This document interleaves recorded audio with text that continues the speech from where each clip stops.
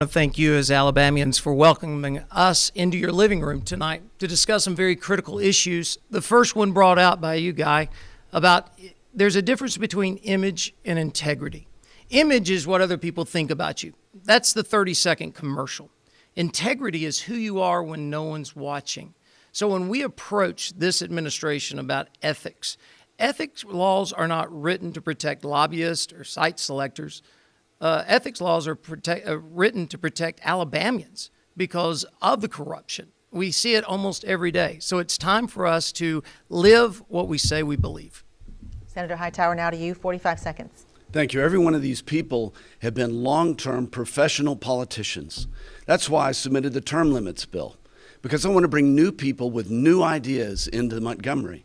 I think that's the one single thing that could change how Montgomery operates. All right, thank you very much. Next question is for all the candidates. It comes from Mark Hughes Cobb from the Tuscaloosa News. Medical marijuana is being prescribed in 29 states and the District of Columbia to reduce nausea and vomiting during chemotherapy, improve appetite in people with HIV/AIDS, and reduce chronic pain and muscle spasms.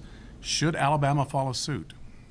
Mr. Dawson, we begin with you this time, 45 seconds. I think we open up the door like we did 10 years ago with opioids, with the pain management, and look what we've got today. I'm not against that particular. I think it has to be highly regulated under doctor's care, and there has to be no other medicine available that could treat that symptom. I think of epilepsy with Carley's Law and how that's already being used and being effective. But recreationally, no way. Senator Hightower, now to you, 45 seconds. I supported Carley's Law. I voted for it.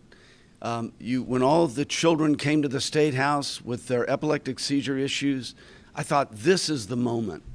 But to let it out and let it be broadly distributed, like in Colorado, where I've been, I don't like the negative effects of that.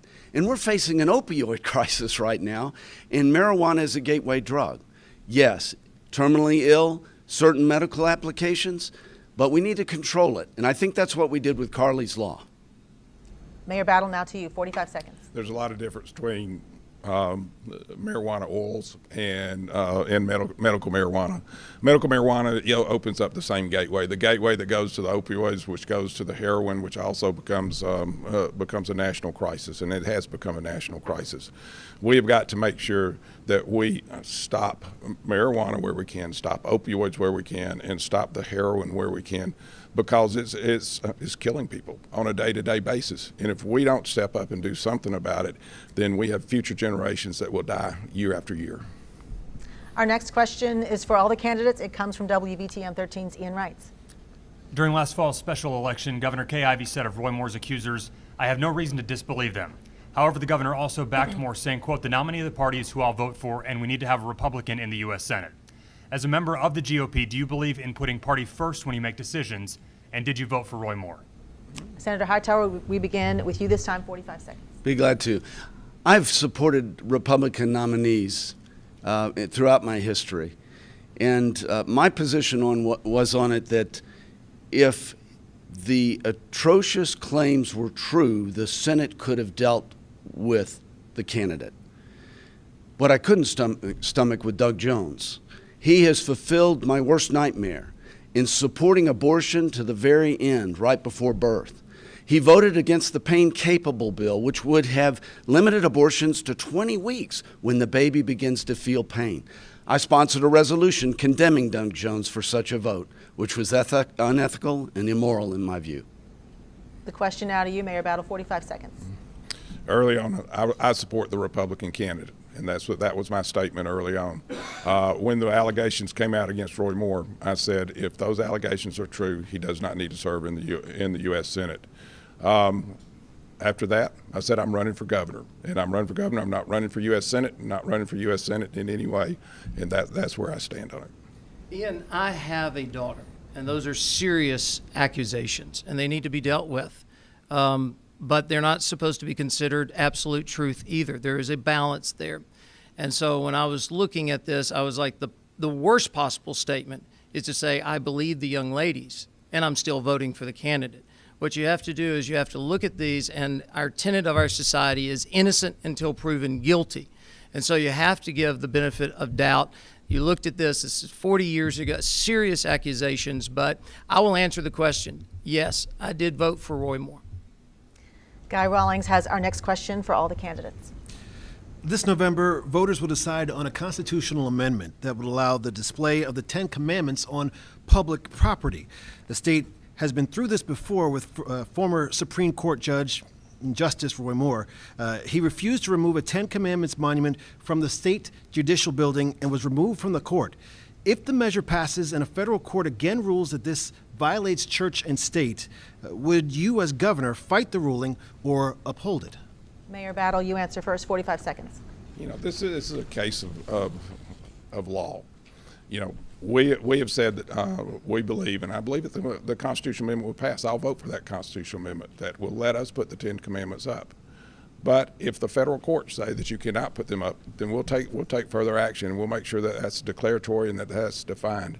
That one issue needs to be defined once and for all so that we don't have any other questions with it. 45 seconds now to Mr. Dawson. Sure. To us, I think when you think of the Ten Commandments, people automatically just put up their hands. And I go, we have to go back to the foundations of our country and to understand that there is freedom of religion, not freedom from religion. And so I think with the Ten Commandments, it is so influential in everyday life. There's a school in Birmingham because of the Ten Commandments and the Bible. There's hospitals, and so when you look at this, it's part of our history. It's part of our. It could be used in literature. It's in everyday common phrases of English. I go, why not? Let's do it. All right, now 45 seconds to you. This bill, which I've read and voted on, has no teeth, because it won't allow the state to use any of the state funds to defend it. I'm much more interested about the Ten Commandments being written in people's heart than I am about it being on a wall. That's where the emphasis needs to be, frankly. They're the greatest group of laws that have changed the course of history for mankind. There's no doubt about their impact upon the world. But this law, I don't believe it's going to be a big issue for us. I really don't, because we can't defend it. The next questions are going to be specifically directed to each candidate individually. Each candidate will have 60 seconds to respond. We're going to begin with Mark Hughes-Cobb from the Tuscaloosa News with a question for Mayor Battle. Should you win, you'd be the first Alabama mayor to be elected governor. How do you apply lessons from Huntsville to statewide service where challenges in industries and educational levels vary? You have 1 minute, Mayor Battle. Thank you. You know, that's probably why we're in such a mess, because we've never had a mayor elected to be governor. Mayors have to take care of problems. We have to solve problems. When we see a problem with education, we have to step forward and make sure that we get a great education, that we get a good education. When we see a problem with roads, we have to step forward. We have to solve it. We've done that. When we see that we need to add to jobs and economy, we work hard to add to jobs and economy. And we've added 24,000 jobs to the city of Huntsville over the past 10 years. That's 62% of Alabama's growth in jobs. We've been able to do that because we have worked very hard to solve problems. That's what we've got to have in Montgomery. We've got to start solving problems. We can't keep sticking our head in the sand. As the governor said 2 weeks ago, she said the legislature in Montgomery keeps kicking the can down the road. We can't keep doing that. We've got to solve problems. WVTM 13 News anchor Ian Wrights will ask the next question to Mr. Dawson. You're running against several other candidates who are currently in elected office. How do you feel that you have an advantage not having held elected office before, and how do you become an effective public servant as an outsider? Yeah. My advantage is I'm not an elected official. I mean, right now, I think there is a momentum for the outsiders to try something new. The old phrase, if you always do what you've always done, you're always going to get what you've always gotten. And it seems like to me, in this race, you've got politicians and you've got an outsider. Why not try something new? We've always seen what's going on in Alabama. It's time for a change. That's the reason I'm in this. You're going to hear some say we need a business person, we need a politician. I think now more than ever, Alabama needs a leader. Alabama needs a leader that can cast a vision towards the future and articulate it in a way to bring unity to our state. And that's what I long to do. I hope to do it, and I will do it. Next question for Senator Hightower from WVTM 13 News anchor Guy Rawlings. An NBC SurveyMonkey poll asked Alabama voters how often they trust state government to do what's right. Only 4% said they trusted state lawmakers just about always. 15% said most of the time. 49% of Alabama voters said they only trusted state government some of the time or almost never. That's a large number of people that have a lack of confidence in state government. What can you do to restore that confidence, and do you see that concern? Senator Hightower, 1 minute. Well, I do, because you have to have trust in your republic and in your form of government. We see that around the world, the anarchy that's created by a lack of that. It has a lot to say about who you're electing. And I think that we need to take particular care in electing the best. And I've said it before, but term limits are a very important aspect of that, because it's the political elite, the people that have been there, that seem to lose the boundary of what is proper behavior after being there so long. So this is really a hard initiative for me. I feel very strongly that we need to have term limits in order to change that perception. But we also need business people to run and come to Montgomery. I think that's a big advantage as well, because they know how business works and they can apply those principles to Montgomery and help the state. We return now to questions posed to all the candidates. Again, you'll have 45 seconds to respond. We begin with Mark Hughes-Cobb from the Tuscaloosa News. Alabama is requesting approval to impose a work requirement on parents receiving Medicaid. If that waiver is granted by the federal government, it could cost as many as 8,700 people their health coverage in the first year, mothers with children feeling it worst. Would you push forward this initiative? Mr. Dawson, we'll start with you. 45 Sure. seconds. Well, I think what government was designed to do is now being perverted. I mean, it was never intended to meet every need. And when you try to do that, it starts to implode. There's 4 levels before we could even get to government. You've got congregations, you've got charities, you've got communities and corporations, and then the government should be coming in to help. It seems like it's always the first resort and the only option. I think Alabama should have been on that list, the right to work, and I would have pushed it. I will push it forward. Senator Hightower, 45 seconds. Well, I will continue with that request. I think innovation is done at the state level. Senator Jeff Sessions once told me that ideas born at the state level take 10 years to get to federal if they pass the test. And we can innovate the way we're delivering health care. And this work requirement, look, if it's brutal and if it's not treating people like they need to be treated, I'm all against it. But if they're able-bodied and they can work is a gift. It's not a curse. It gives us purpose. It gives us meaning. So I would want that opportunity to be given to these people as well. But their medical care is very important. 45 seconds now to you, Mayor Battle. Medicaid has been a problem, a budgetary problem for a long time. And I think people are trying to get back to the budgetary problem of Medicaid, how we handle it. Mostly it's infirmed and it's young people, but there's a small group in the middle, and there needs to be some opt-out for parents with small children who need daycare, who need daycare proposals. But the biggest thing is that there's not a wrong thing to ask someone to work. If they're able to work and they can go to work, I think that is the greatest thing that we can do. You make them a productive citizen, you help them become somebody who is productive in society. Ian Wrights has our next question. Alabama is the leading state for the number of painkiller prescriptions per capita. However, the state does not have the facilities or resources to provide help to overcome addiction. So as governor, what are your plans to address this problem? Senator Hightower, you start. 45 seconds. Sure. Well, first I'd start by declaring a state of emergency on the opioid crisis. I would reduce the ability of a doctor to give 10 and longer days of painkillers, and I'd reduce it down to 3, like Governor Matt Bevin did in Kentucky. But I'd also lean toward technology. You know, right here in Birmingham, they are working on a matrix opioid that if you crush it, liquefy it, or try to sniff it, it neutralizes it. No kidding. And also, if you take an overdose, it neutralizes it. I'd never heard of this technology. So there is more ways than one to address this. But I also want to put a burden on the doctors who too often give out these pills because a patient comes and asks for a painkiller. Mayor Battle, 45 seconds. The opioid crisis is one that is real.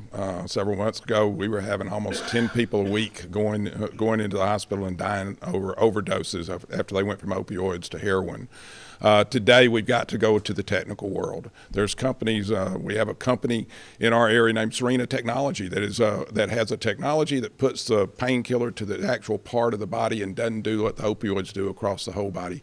New technology can save us and save future generations for a long time. Mr. Dawson, 45 seconds. Sure. You know, drug addiction doesn't know a race, it doesn't know a gender, it doesn't know a socioeconomic status. It hits us all. In fact, every family probably listening or watching tonight has experienced that drug addiction. It's horrific. What we've got to do is attack the problem head on, and that's from all different sides. I like the idea of what Matt Bevin has done in Kentucky. I love the idea of the neutralized pill. But I think what you've got to do is understand it even goes deeper than that. Sometimes it's a heart issue. Sometimes it's a family issue. And we've got to start addressing these issues and stop just being on proverbially kicking the can down the road, because these are serious issues that are destroying families, and it's a death sentence waiting to be put out when you're under heroin addiction. Guy Rawlings has our next question for all the candidates. 20 years ago, Alabama voters had a chance to instill a lottery, or at least to vote on it. Over the course of time, recent polls show the majority of Alabama residents want a lottery now. And what's your stance on a lottery? And if you won a lottery, what area of state governments would you want that money to go towards? We'll begin with you, Mayor Battle, 45 seconds. I'm for the vote on the lottery. I will allow the people to vote on the lottery. I don't think it's a cure-all. It's not the cure-all that everybody talks about. It's just a financial tool more than anything else. Last time the lottery was voted on, I voted no. But the lottery gives us a financial tool to help with the job multipliers, help with the young people in college, because college is getting very expensive, help with the young people in a two-year college situation, or maybe a technical school, and give some certifications and some degrees that help you in advanced manufacturing. If the money goes to those places, that's going to help the entire state. Mr. Dawson, 45 seconds. Sure. Being in ministry, I'm sure you're waiting for the chapter and verse in Scripture, which I got, but I look at this as an economic decision also. 20 years ago, we did vote it down, and now what we're looking at is I've kind of done some surveys around our area. Over in Georgia, they have the Hope Scholarship, educational lottery. There wasn't enough money for every kid to go to school, so they had to create standards. Who didn't hit those standards? Rural kids, inner city kids. I went to Florida, educational lottery. Went to the parents, started talking with them in Crestview. They brought out an 8.5 by sheet of paper, both sides, things you had to buy for school. I go, we got that. We don't have a lottery. I'm against the lottery, not necessarily because of my spiritual formation, which I am, but also because it's a poor economic decision for the future of Alabama. Senator Hightower, 45 seconds. I don't think the lottery is a great way to fund government, and I certainly don't want to add another earmark, which is what it would do. 20 states had budgetary crises 3 years ago. 19 of those had lotteries, so it's no answer. What I really dislike about this is they market minorities. They put the burden on minorities for this. That's what I don't like. And we're also seeing a changing culture in gaming. It's going online. So we're in a changing environment, and I don't want to have, the Jersey boys coming down, walking the State House, throwing their money around to more of the politicians like we had a few years ago. I think it's just a bad introduction into government, and it creates a dependency issue. Mark Hughes Cobb has our next question for the candidates. For the first time in 5 years, Alabama teachers got a 2.5% salary increase recently. What would you do to keep salaries viable for Alabama teachers and prevent them from leaving for other states that offer them more? Mr. Dawson, we start with you, 45 seconds. Sure. Let's get as much money as we can into the classroom. No one goes into teaching to fill out papers or to serve a bureaucratic situation. They go in because they love kids. They have a passion to see kids taught. I think we could look at things, everyone wants to try to attack the education trust fund. That, as a conservative, they think that's where we always go. But I go, that to me needs to be streamlined and be driven down so that we're providing for our teachers. If it weren't for a teacher, where would any of us be? I know I would probably still be on the streets. So let's elevate the role of the teacher. Let's fight for the teachers, and let's. I think we can do it. It's not a money issue. I think it's a leadership issue. 45 seconds now to you, Senator Hightower. Well, I was pleased to vote for that increase. Look, I'm a businessman. You got to pay people. And when you got good people, you need to pay them. There's just no doubt about that. But the earmarking that we have in our budget, which is a 93% earmark budget, we go every year to decide on 7% of the budget. How are we going to spend it? That earmarking hides waste and fraud. And I'm convinced that if we can get into those budgets, we can find more money. But look, I want to pay teachers more. I also want to dissolve the huge administrative burden over them and push those dollars down to the classroom level where they're badly needed, and empower the principals and empower the teachers to do what they do best, teach. Mayor Battle, to you, 45 seconds. It's a shame that it takes election year to actually finally have a increase in pay for teachers. Mrs. Battle is a retired teacher. Teachers are the ones who touch those students. Teachers are the ones who will improve our education. If we're all out there to improve education, we better be for the teachers, and we better be behind those teachers.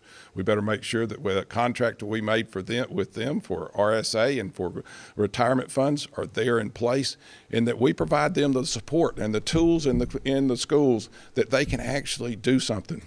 The only occupation in the world that if you need a stapler, you got to go home and get your stapler at home and then bring it back in. The teachers need more support from the community and from state government. All right, we're going to take a short break right now. We are live from the Vulcan Park and Museum in Birmingham, the WVTM 13 primary debate with the candidates for governor. We'll be right back.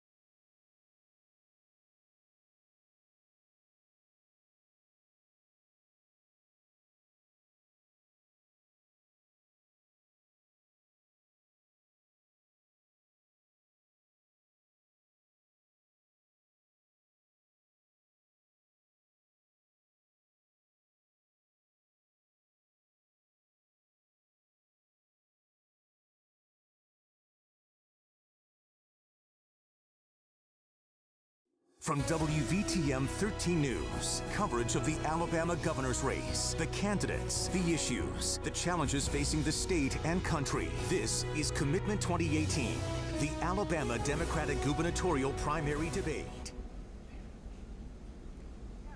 Welcome back, everyone. We're about halfway through our one-hour debate between three of the Republican candidates running for governor. From left to right, we have Huntsville Mayor Tommy Battle, Scott Dawson in the middle, and State Senator Bill Hightower. Let's continue with a question for all three candidates from WVTM 13's Guy Rawlings.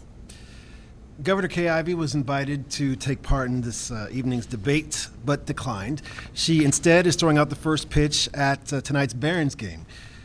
Why do you think you'd be a better candidate, a better governor than incumbent Kay Ivey? Senator Hightower, we'll start with you. 45 seconds. Well, I'm here. and I'm answering your questions. That's what, one. Look, I sat in the Senate and saw the incredible lack of leadership across the street in the Capitol. And that is the reason I'm running. I don't see it as running against someone. I want to offer what I have, which is an incredible career with large global corporations, small business, and a great family. And I think I know what Alabama can be. You know, the floor has a bottom, but the sky has no ceiling. And Alabama has a tremendous upside. I'd like to take part in that. Mayor Battle, to you, 45 seconds. People lose the value of public service, and that's a shame. After they serve for so long, they lose the value of public service. Being at a baseball game, throwing the first ball out versus coming to talk about the issues and what is really affects our community, that's a shame. We should be better than that. We have been all across this state, and I've been with these two guys all across the state, and we've talked about issues. We've talked about our dreams, our visions, what we want to see happen for the state of Alabama, and how we want to make the state of Alabama better. And as we've had those conversations, it's been good for the state. It makes you realize the value of public service. We need to get back to the idea of public service is what we need. We don't need any more politicians. 45 seconds now to you, Mr. Dawson. Yeah, to me, I'm taking it personal tonight, simply because I had to fly to Kansas City this afternoon to speak to a group of pastors that was previously scheduled at Kauffman Stadium, the home of the Kansas City Royals.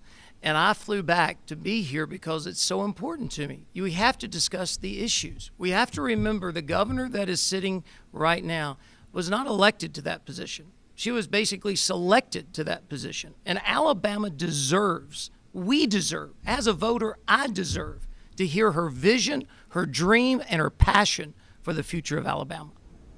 All right, Mark Hughes-Cobb from the Tuscaloosa News has our next question. 18 states raised their minimum wage at the first of the year.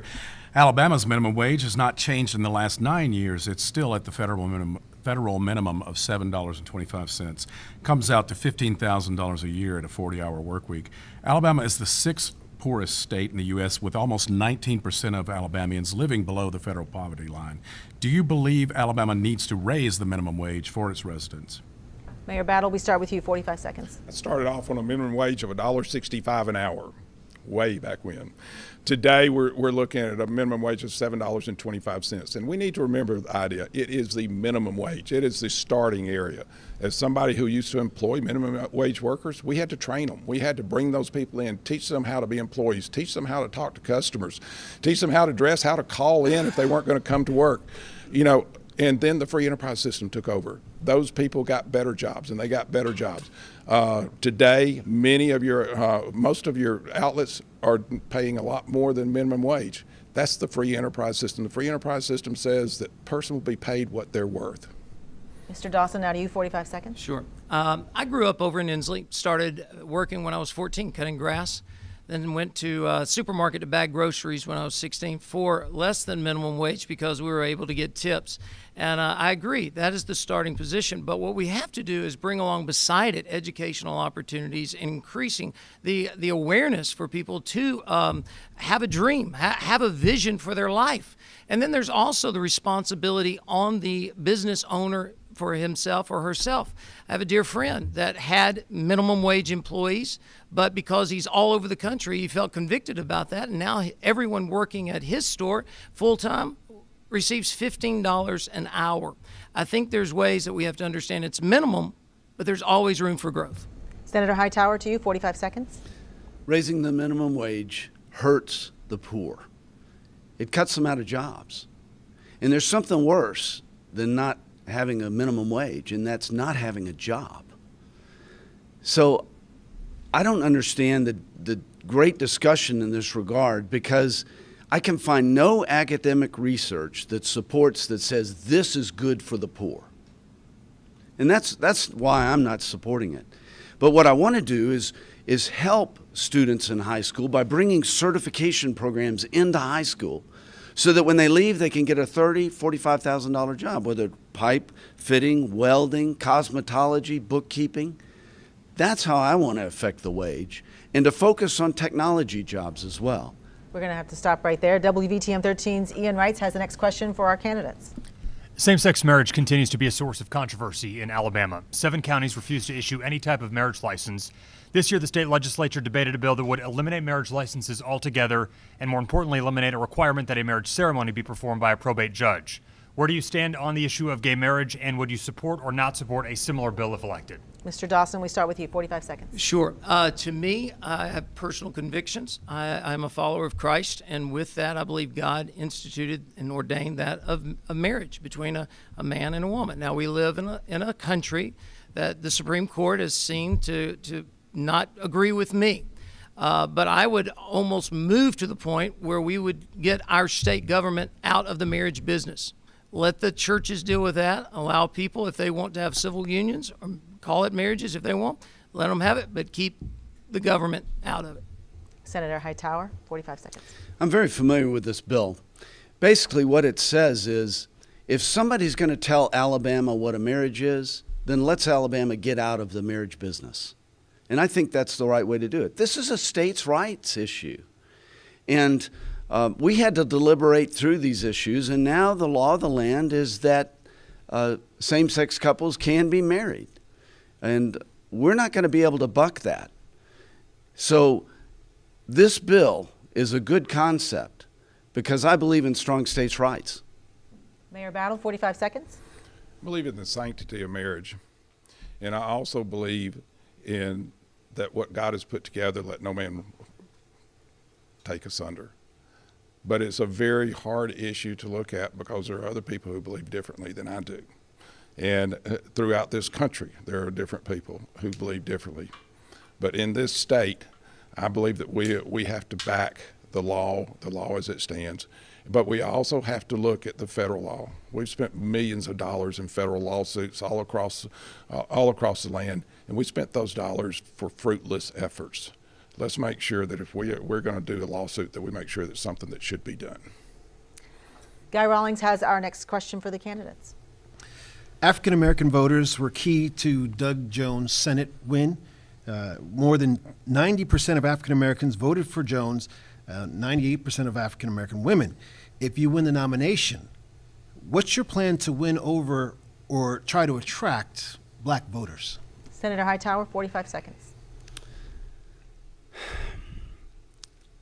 My goal is not to attract them. My goal is to help. I think we have a tax code that oppresses certain people groups. And that's one of the major issues that I have with Montgomery is they have this tax code that favors these certain companies and these people. And I want to make a level playing field. And that's why I introduced the flat tax, which would raise that exemption up to $9,500, $18,000 for a married couple. And I want to help them. And maybe I'll win them over, maybe I won't. But I'm doing myself and our state a favor if I help the minority voters. Mayor Battle, same question to you, 45 seconds. Every time we get finished with an election, we take off our little stickers, and we say, we are not anybody for Tommy Battle, we're not somebody for Scott Dawson, we're not somebody for Bill Hightower, we're somebody for Alabama. And that's what we plan on doing. Tommy Battle is governor, we will be somebody for Alabama. We quit being Republicans, we quit being Democrats, we start working together. If you look at my administration in Huntsville, it has diversity in it, and diversity is key. Our government, our state government needs to look like our state. And we need to make sure that we have diversity that takes care, that makes sure that everybody feels the value of being a citizen of Alabama.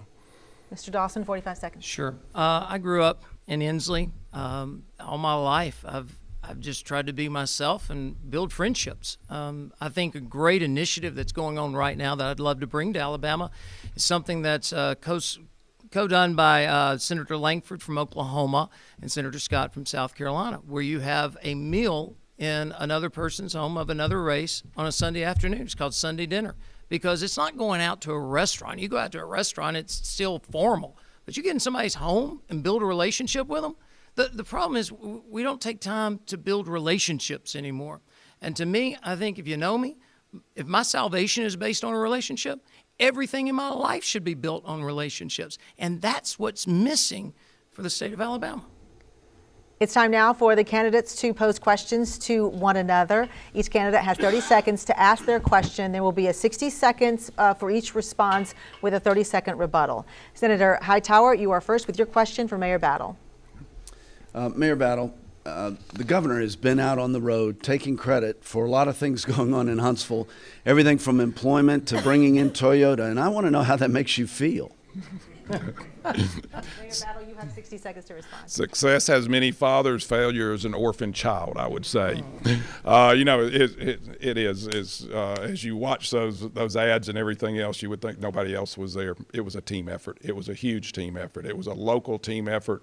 We got the site ready for 10 years. I've visited Japan for the past 4 years, and in fact, we're visiting Japan later this month to get to see our good partners with Toyota and Mazda, and the governor is going with us. But this is her first trip over to Japan. We had to use relationships to make sure that we could bring that project in, and that project is a project that will help us for generations. 4,000 jobs, $200 million worth of payroll, plus another 1,000 supplier jobs. That will help the state. That will help the state for generations to come. Senator Hightower, you have 30 seconds for rebuttal if you'd like. I appreciate your answer. The initiatives that we have underway for economic development has to have a leader. And I know a little bit of that, not in a mayoral role, but I know it because we brought Amazon to Mobile and Airbus to Mobile and a huge mega Walmart distribution center. And it takes a talent to bring everybody around the table to be able to get something done like that. And we hope Alabama has more successes like that, like you've enjoyed. Mayor Battle, it's now your turn to ask Mr. Dawson a question. You have 30 seconds for your question. Scott Dawson, we have been on the trail for the past year, and I've seen you at events. This is your first time to run for public office, but I've seen you at event after event after event. Probably should have done a ride share. We would have saved gas. But as we've gone to those events, it's been you, me, Bill. It has never been Governor Ivey. What does that make you feel like? Oh, okay. You have 60 seconds. I have 60 seconds to vent. For me, I think I reiterate what I said earlier. Yeah, I'm personal tonight because I made time for this. I have made time to travel the state, preached in all 67 counties, visited them, and to me, when I see someone who's not willing to show up and address the issues, I take that personal. And I have to start asking myself, and I'm not trying to be one that's bringing accusations, but are we hiding something? I mean, I know I'm new to this. But I think for so long we've tried to keep things hidden and under the covers, and it's time to be transparent in front of the people. And if you got something to say, come on out and say it and defend it. And I'll reiterate to everyone that our current governor was not elected to this position. She was appointed to this position, and we deserve to know what she's going to do in the future. Mayor Battle, you have 30 seconds for rebuttal. This is my turn to vent. This is an important election. This is an election about this isn't a student government election. This is an election about what is going to happen for the state of Alabama for the next 4 years. And if you can't come out and give people your vision, your reasons, what you want to see happen, then you're not a public servant. You've got to be a public servant to be elected to the governor for the state of Alabama because it's a hard job. Mr. Dawson, it's your turn to ask a question to Senator Hightower. You have 30 seconds for your question. Okay. Well, the strike one for originality because I was going to ask, Bill, you've been in the Senate for 5 years. You've probably had more interaction with the current governor than both of us put together. Is this what we're seeing, a habit, a trend? Was she engaged when you were in the Senate with her as she was lieutenant governor, now governor, or is she just removed from caring about what people think? Senator Hightower, you have 60 seconds. Scott, this past session, I didn't see her come to the State House. When I started to run this race, she was not in it. And I asked people, is Kay Ivey going to run for governor? And they told me, no, she's going to take a graceful exit at the end of a long-term career, I think 30 plus years in state government. She's going to take an exit and be graceful. She's been the governor, and that will be the end of her career. So I was astonished when she jumped into the race 3 months after we all had gotten into this race. And you know what we need, though, is somebody with the vision and the vigor and the health to be able to carry the state forward. Somebody that can finish the 4-year term strong. And that's what I hope one of us will be able to do. Mr. Dawson, 30 seconds for rebuttal. Yeah. To me, I think you have to engage people. That is, I'm a people person, but I also think that it's so important that if you're out front in issues, you're able to address it as a leader. A leader understands what's going on, and then they address it. They don't try to avoid it, and they certainly don't try to hide from the issues. And it seems like this is just another typical politician running for office, and it's something that keeps Alabama hijacked. And I just challenge everyone. Let's find out why she's not in these debates. We're going to go back now to questions for all the candidates. Mark Hughes Cobb from the Tuscaloosa News has our next question. Last fall, Birmingham launched a campaign that got national attention to try and attract Amazon to build a second corporate headquarters in the city. As governor, how will you support local governments trying to attract industry to their communities? Mr. Dawson, we'll start with you, 45 seconds. That's my job. I mean, if you are governor, that is your job, to recruit them, bring together a team that are experts in their field. Being the persuasive speaker, get me in the boardroom, we'll get them here, okay? We want them from all those high-tax states. We have a great resource, great people. We can do that. We can win in Alabama. But I'll tell you, the other thing is we need to set Alabama businesses free. I mean, we have to look at Alabama-owned businesses and incentivize them to grow and expand. And if we do that, they'll do something a lot of these recruited industries that come to our state never do, and that's pay Alabama taxes. And that will set our economy on fire. Senator Hightower, to you now, 45 seconds. I find in Alabama there is pockets of brilliance. We have talents in parts of the state that are very diverse. And we need to leverage those. Now, as a corporate leader, what I did for my career is develop strategic plans where I talked to the divisions. I found out what their inherent needs were and their gaps, whether they be technological, customer-based, geographic gaps. And I brought the resources together to be able to accomplish that. That's exactly what I want to do with the mayors and the county commissions throughout the state. I want to support them. They know what needs to happen locally. I want to be the support mechanism for their vision for their region and pull it together in a way that complements the whole state. Mayor Battle, to you, 45 seconds. We also put in an application for Amazon. If you don't swing for the fence, you'll never hit a home run. And that's the basic way it works. You've got to be out there working. Recruitment is hard work. We've recruited over 24,000 jobs in the last 10 years, 62% of Alabama's growth. Now think about that, 62% of the growth of the jobs in Alabama came because we went out and we worked very hard to do that. We brought in infrastructure, we took on education, but we did all the things, the precursors that you have to do to make sure that you can bring jobs into an area. Somebody has a job, give them opportunity for a better job. People coming out of school, these young students, give them opportunity in your community. That's what it's going to take. WVTM 13's Guy Rawlings has our next question.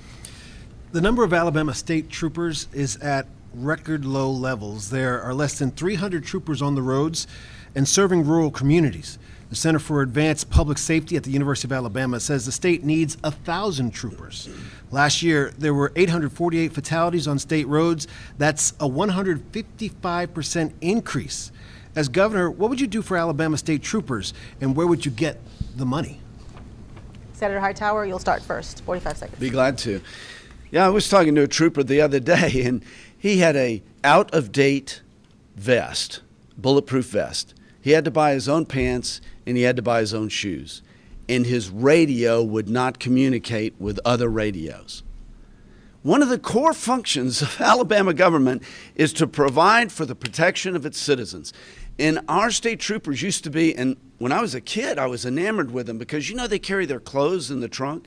At the moment's notice, they'll go anywhere in the state. They're an elite force, and they've been demoralized.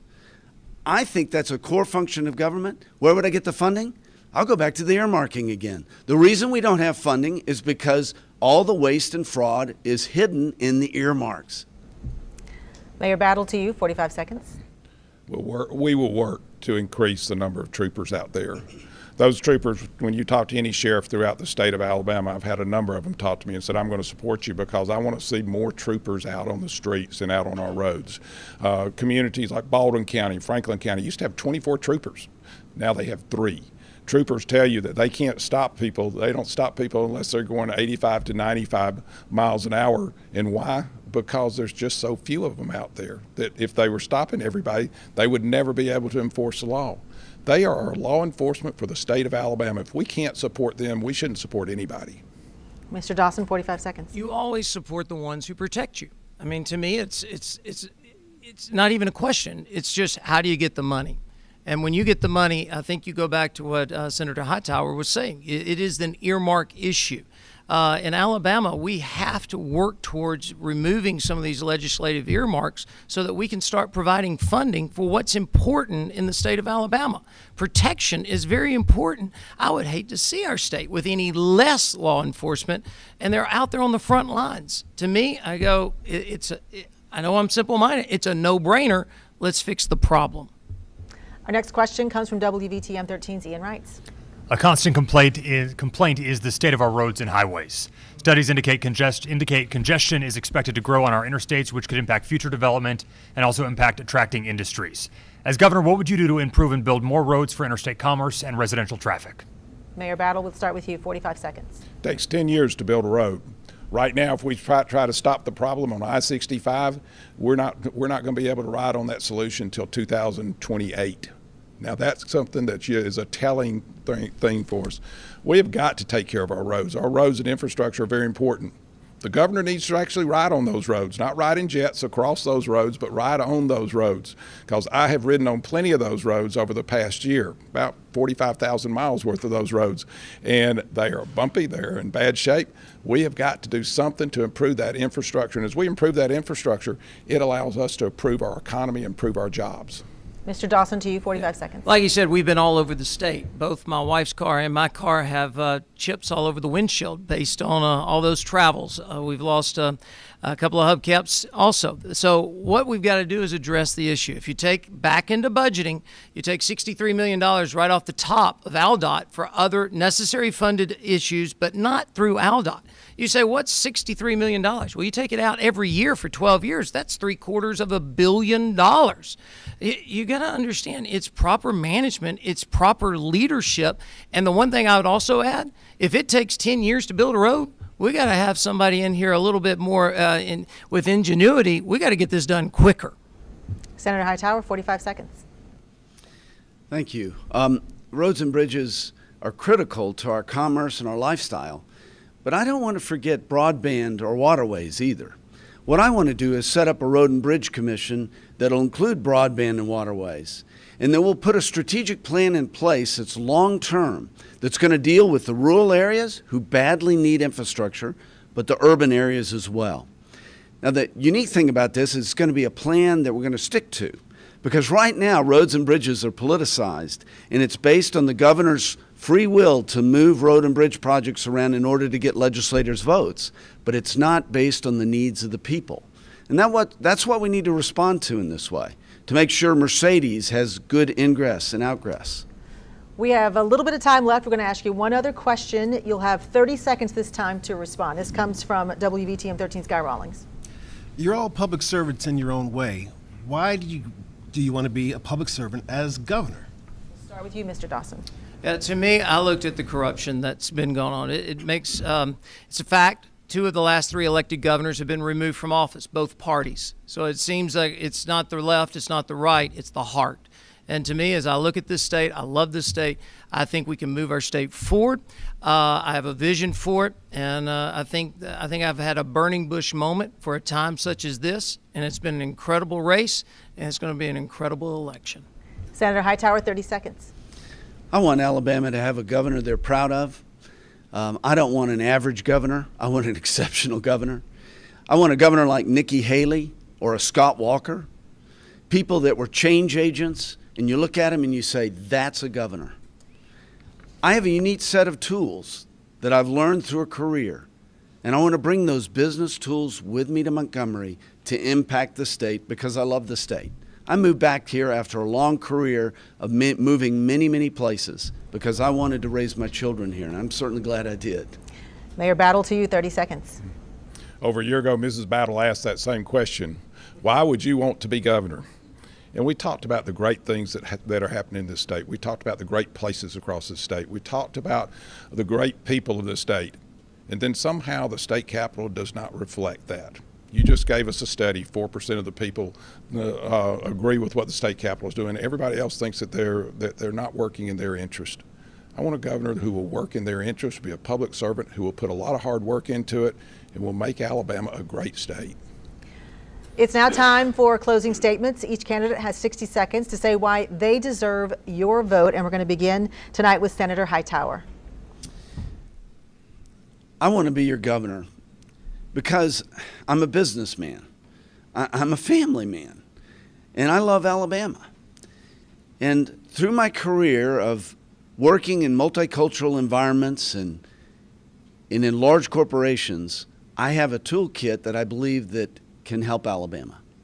I'm just offering myself up. I have a vision for the state that I want to carry forward. I mentioned it in my Alabama First program. It's at my website, billhightower.com. It's very clear to everybody. You can see. What I want to do is take Alabama to a new level and make us proud. We're already proud about our state, but what I found is that people outside the state look at us and they're not so proud. I want that to change. That day, I'm looking for that day to end. I think it's time that it ends. And you're not going to get it with having the same old politicians that have been there 30 years. They are locked into the status quo. So go to billhightower.com and please read more about me. Let's go now to Mayor Battle. You have 60 seconds for your closing statements. You know, tonight we've been able to talk about our vision for the state and what we would like to see happen in our state. It's unfortunate that one of us is not here, is watching a baseball game rather than talking about what needs to happen in this state. And we talked a lot about my city. And I talked a lot about my city, about adding 24,000 jobs, about adding $3 billion worth of investment, about taking on to improve education, improve our quality of life, improve our roads, and add jobs. When we started talking about that, that's what's going to have to happen in the state. I'm the only person who has been through that. As a mayor of a city, we have done exactly what the state's going to have to do in the future. We're going to have to take the great things happening in this state, but we're going to have to move forward. We're going to have to take care of roads. We're going to have to take care of education. We're going to have to take care of lots of challenges that are out there. But most of all, we have to have a leadership. We have to have an ethical leadership, somebody that can lead this state and that people believe in. And I believe if you look at my 10-year record, you'll find that that is a record of achievement. I would humbly ask for your vote. Mr. Dawson, now to you, 60 seconds for your closing statement. Sure, and thank you for hosting, and thank you guys for your questions, being fair. But I also want to thank you, as Alabama, for listening to us this evening. I hope you've heard some things that make us attractive, at least that you'll vet us. I would love to earn your vote and your support, but whoever you choose to support, please research us. We don't need any more surprises in the history of Alabama's politics. You see, to me, I look at this, why would a pastor or a minister be good for governor of Alabama? You think about this. What other vocation is there at every aspect of life? Birth, death, success, failure, crisis. You see, you can learn policy, but the future of Alabama is not written on pieces of paper. The future of Alabama is in its people. You need a leader that can cast a vision, but a leader that can also cause people to come around and go forward. If you're leading and no one's following, you're just taking a walk. I believe I've earned the right to come before you and say, I've brought pastors together, we've brought students together, now it's time to bring Alabama together for the future. Thank you all so much. That concludes our debate tonight. We want to thank Mayor Tommy Battle, Scott Dawson, and Senator Hightower for agreeing to take part in the WVTM 13 Republican debate. And thanks to our panel as well, Mark Hughes Cobb of the Tuscaloosa News, WVTM 13's Guy Rawlings, and Ian Wrights. Starting May 1st, WVTM 13 begins our Commitment 2018 coverage with 12 minutes of election coverage every day until Election Day, focusing on the issues. It'll be featured on air, online, and on social media. And don't forget to get out and vote Tuesday, June 5th. Thank you so much for being with us. Have a good night, everybody.